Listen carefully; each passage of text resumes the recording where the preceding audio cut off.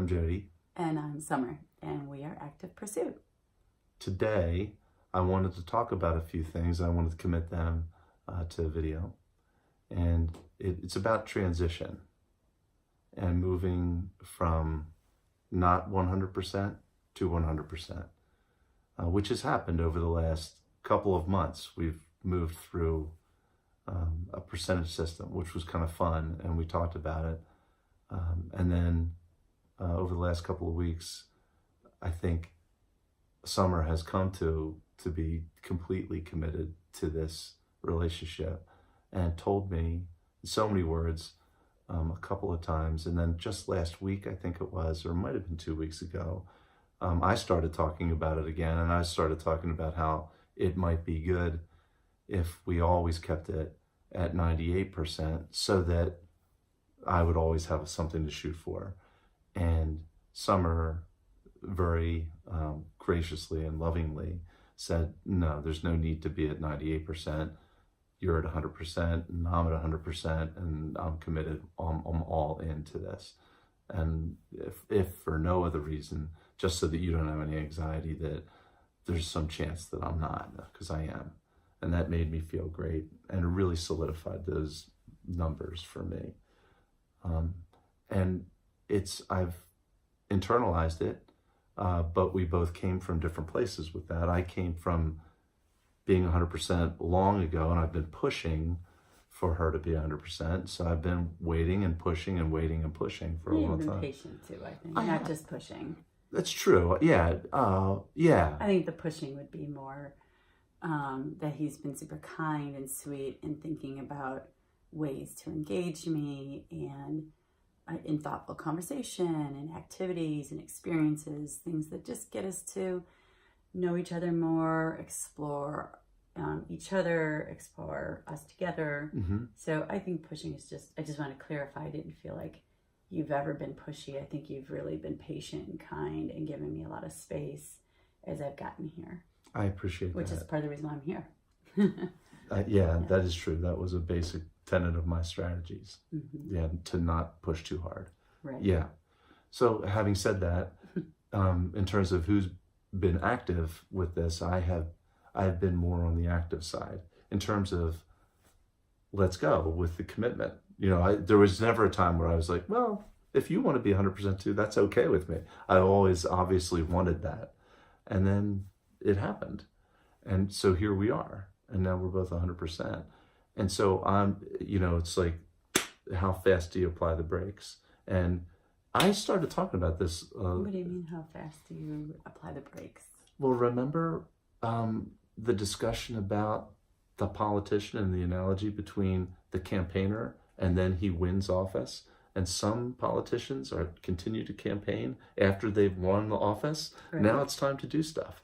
And so that's where, there was a campaign of sorts, and I was not overly pushy. That's how I won the campaign. Right. But I was certainly campaigning. Yes, you were campaigning. And now I don't have to campaign anymore. Against other candidates. I had a really well-qualified field that I campaigned against. Yeah. Awesome.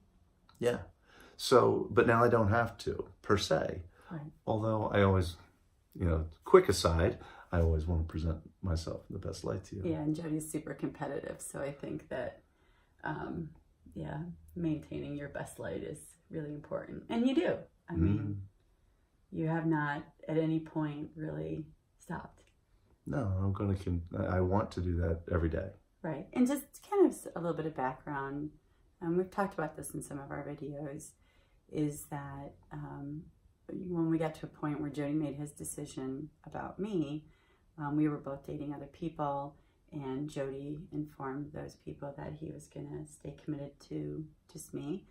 And at the same time, I was earlier on in the dating process, and he was kind to give me the space to really explore, because I had spent some time to be thoughtful about what I was looking for, and I wanted to test some of that out and just meet different people with personalities, just kind of understand, nowadays in the way things are today, like, how do people measure up? How what are people's commitment standards, and what are they willing to do for each other, and things like that.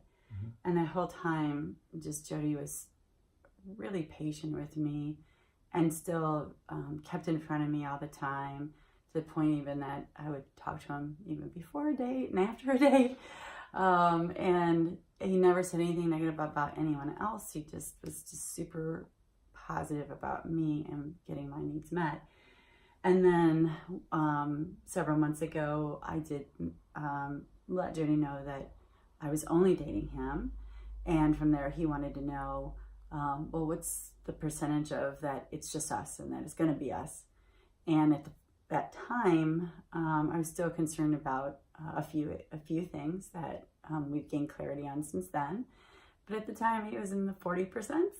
I think that was the initial assessment. It 40%. Was, yeah, like 42, 43. Mm-hmm. And then gradually, as many of my questions were getting answered, and not just verbally, but just observing him, spending time with him, meeting friends, meeting family, of course, meeting kids, that percentage grew. And then there was one outlier. And the outlier was what I think people could call an obscure question for most people. But for me, our age difference was an issue. And our age difference is only 8 years difference. So as adults, it's not a big deal. But it is potentially from a longevity perspective. And in my background, for those who have taken a look about our backgrounds, that I had lost my mother when I was a teenager, that my son's father died when he was 9. I think I was still in my 30s. And recently, my youngest child passed away as well. And in all those situations, I went through, a significant grief, particularly with my son. And it's been really traumatizing and difficult. And I even, due to the great grief I was going through, considered suicide as an exit strategy. And so I feel when we went down this path, I just I feel like I'm a very resilient person, and I have grit, and I've gotten through a lot. But one of my holdbacks to getting emotionally connected with somebody is that I don't know that I have the capability of going through it again. Mm-hmm. I just feel like I've experienced a lot in life. I've had a wonderful life. I've had a traumatic life. I've had a dramatic life. Mm-hmm. And how much is one person supposed to go through in one life cycle? And so, I have this relationship with my children. If something happened to one of the other ones, I don't know that I could get through it. Mm-hmm. I mean, it was only because one of them intervened that I am sitting here today. Mm-hmm. And I just don't know that I could keep going. Mm-hmm. It was just so painful, mm-hmm. to be honest. Mm-hmm. And I have such dear feelings towards you. And as we continue, and our relationship is measured right now in months, but as we begin to measure it in years and decades, my fear, which I'm not going to let get in between our relationship, is that will I have to go through with grief with you? Mm-hmm. And I have reasons for thinking that you would die before I do. Mm-hmm. And then I'll be older then too. And I just don't know that I can get through that alone. Mm-hmm. Mm-hmm. So, or that I want to, mm-hmm. which is, I think, a pretty dicey thing to say on a video, but I don't know that I would want to. Mm-hmm. And again, I don't know what the future holds. I don't know that there's not other reasons. And I don't know that a situation around your death wouldn't be something that everything makes sense and everything goes smoothly or whatever, and that I am resilient at that point. Mm-hmm. And I have reasons to continue. And and things that will make grief easier for me to get through.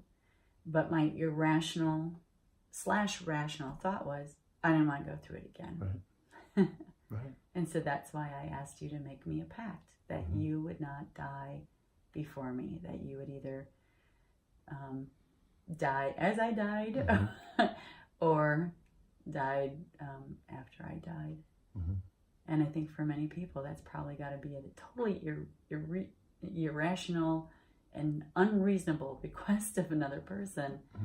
But that I decided it was something inside that was holding me back. And so I decided that I would share it and tell you what was holding me back from being 100% committed. And that was kind of difficult to, I put it in words with you. And I think originally, I don't think you really got it. I think maybe you thought I was being silly or nonsensical. But then I brought it up again and again. And I think then you started to get it that I was serious about this, even if it was irrational, about you making a pact with me. And then eventually you voiced back what I was saying, and you said that you would commit to that. And then in that moment when I really felt like you meant it, you understood it, you had consumed it, you had thought through it, you understood the irrational and rational sides of what I was saying, and you made your commitment to that, that's when in my heart and in my soul I was just, okay, I'm 100% committed to you then. Thank you, that's beautiful and accurate. And I think the last week's discussion where you made it clear, you specified, because at one point I did say the 98 and you said no. 100. That was one step. I think seeing it in black and white today in the Smother was another step to solidify it in my mind. There it is in black. That's what she's saying to me. Do you know I actually wrote that a few weeks ago? You told me. Yeah. You told me. I actually just found it. That's why you got it on Google Docs. Right. And I just found it and reread it and forwarded it over to you. It made it a little more real. Reality is tenuous sometimes. I agree. You wake up and, it's Christmas morning? No, it's not Christmas morning. Or you wake up after something horrible happens. No, things are different. You were dreaming about how things were before something horrible happens. You wake up in the morning, everything's okay. And no. So that solidified the reality for me. One more step. So one of the things that happened yesterday when we were talking was, again, talking about what's happening in our relationship. And one of the things that happens, and that we both have talked about, is how much we love spending time together and being together all the time. Yeah, we really do. It's kind of interesting. I don't remember feeling. I mean, with my kids, I like to be with them all the time, but not all the time. But I can't think of many times where I really enjoy being with you. You're my best buddy, and we hang out and we have a great time, and we laugh at the same things, and we're just super compatible. I think so. We really are. Minute to minute. It feels that way. It's eerie. I've never experienced that before. Yeah, and the ease and comfort of talking with you. Yeah. And yet still with you challenging me. I did yesterday. Yeah, I love that. So the next step we talked about was living together. One of the things we talked about. And at the moment when we were talking about it, I remember saying that was my plan, to move in here or move with my dad or some combination of those on October the 1st. And I remember your reaction to that was somewhat taken aback. And I noticed the reaction. I was like, well, what did I say? What is she thinking now? Am I moving too fast? Yeah, right. Am I being overly presumptive? Right. And then it's, well, maybe it's not even maybe she's saying, what are you waiting for? Like that, like, where is she with that? Right. And I still don't know exactly what that was for, but I think it had more to do with of course we're going to live together. Like, why was there any hesitation? And it was more, I think, what are you waiting for? What's the big deal about that? Is it just because your rent runs out then?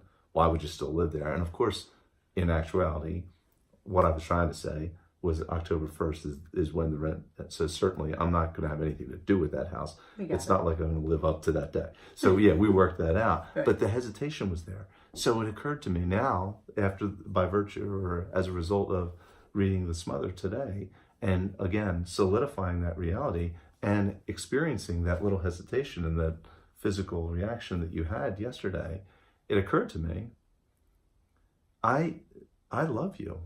And I've told you I want to spend the rest of my life with you. Right. And that's kind of where we are. Right. And so it occurred to me, maybe she's saying, well, why the hell isn't he proposing marriage to me? Ooh. Is because you also were saying, it's, I'm here and forward. I'm not thinking too much about what's the bed. So I'm thinking, is she really sealed? Is that? I'm sealed. Yeah. And so how thorough is that turnover? And I don't know. And we haven't even talked of, it would have been super premature to talk about marriage before anyone said anything about being 100%, I think. But that's... No, you've talked about it. You talked about it early on. You brought it up. But it's okay. Keep going. In any event, I don't know exactly what you want to do to do that full commitment, and it wouldn't necessitate marriage, but I want to throw that on the table. I want that with you, and I don't have a ring. I want to be with you for the rest of my life, and I don't. It feels like call it bleh, call it whatever you want to call it. I want that, and if it's called marriage, I want you to be my wife. I want to be your husband. And we can call it anything we want to call it. We can make it anything we want to make it. But that's what I want to do with you. Thank you. That's very kind and very sweet. Mm-hmm. You're welcome. And you don't have to answer right now, under the pressure of the video. But I want to and maybe this is kind of the same kind of theme. That wasn't where I thought you were going with this conversation. Yeah. You totally caught me off guard and stunned. And not that, not stunned in a bad way. I'm not taking it that way. Okay. I'd be stunned too, and I know how you are. So I wasn't expecting you to say, sure. Yeah, that's what I was thinking too. As a matter of fact, I picked out the ring.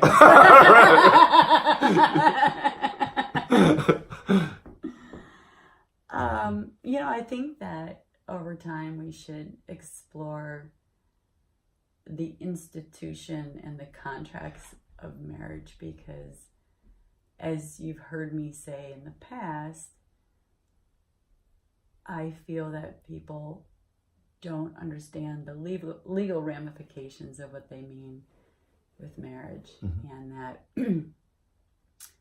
I'm not exactly sure that I want the state of Pennsylvania to mm-hmm. tell me mm-hmm. how to conduct my forever relationship with this soul who I love. Mm-hmm. That's why I'm saying we define it. I want us to define it. Yeah. But, and call it whatever, put any name on it.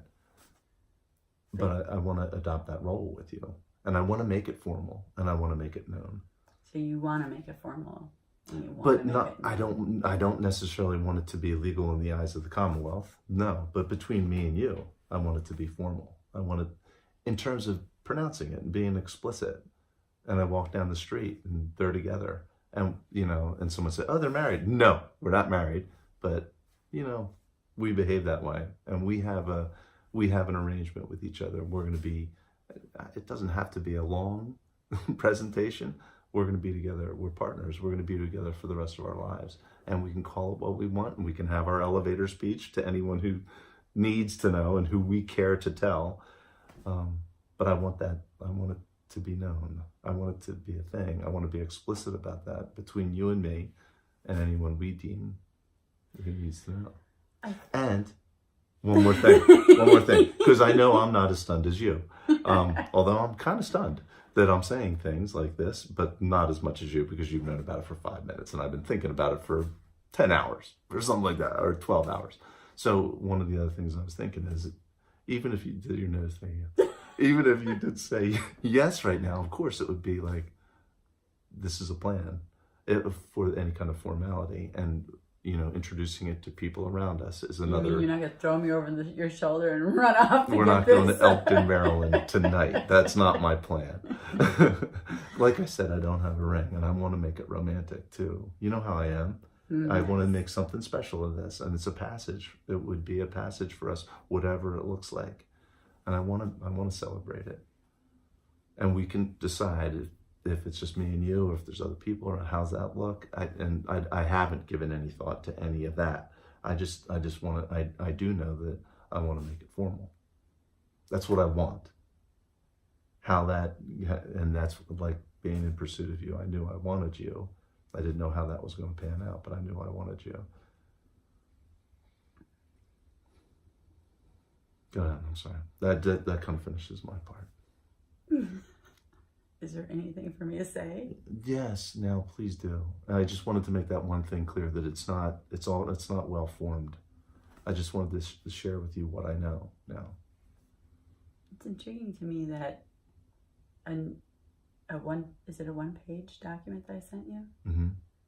Entitled "The Smother" led to this conversation. Mm-hmm. It's very intriguing to me. Mm-hmm. And so I think I have to probably pause and just kind of, digest this information. That was a word I was going to use too. I'm going to finish your sentence, but I shut up. Very good of you. I think the other thing I would say is that I believe that anyone who is near us gets that we're together. Mm-hmm. I don't think that we need to do anything more to let them know. Mm-hmm. And I think that when we're with other people, and when we're together, mm-hmm. We're having fun. It's true. In a good space. Mm-hmm. We've been in bad spaces together. Mm-hmm. 5 times. And gotten through it. That's how we started videoing. Was it our second video? Mm-hmm. What we did was us crawling out of a pretty bad space. Mm-hmm. And so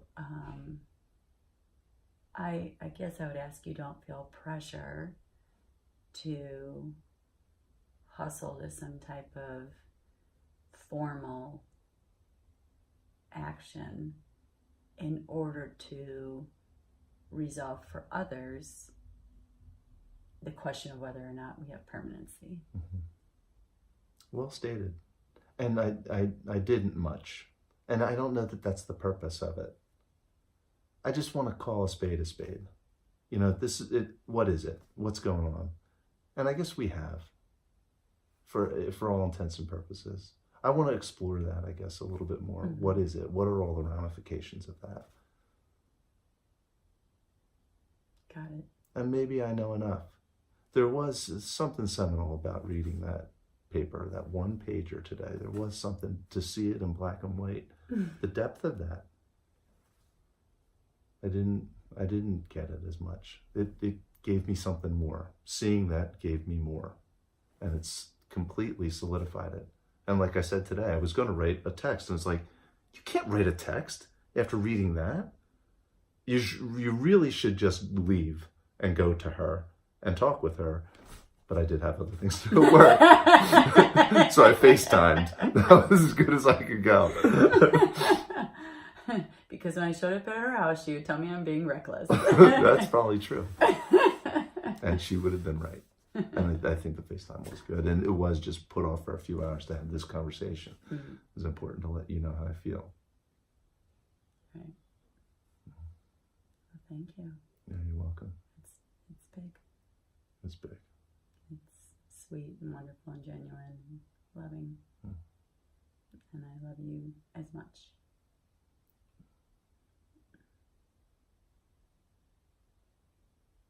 I feel complete. Me too. Good. Thank you. Thanks for recording it too. Recording's been a way for us to keep our honesty. Are we done? I think so. Okay.